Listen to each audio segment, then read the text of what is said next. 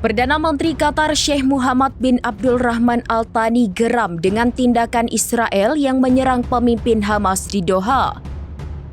Ia menyayangkan langkah tersebut dan menegaskan jika negaranya bisa melakukan tindakan balasan.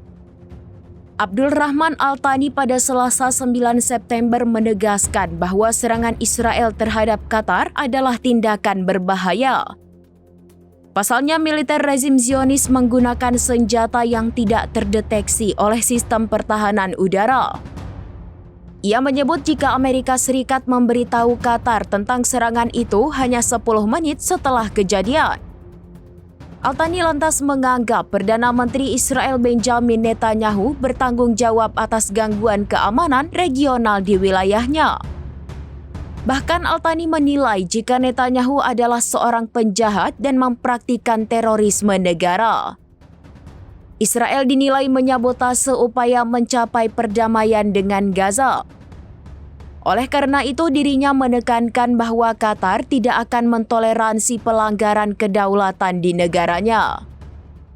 Lebih lanjut, Al Thani menyebut jika Qatar berhak untuk menanggapi serangan terang-terangan ini.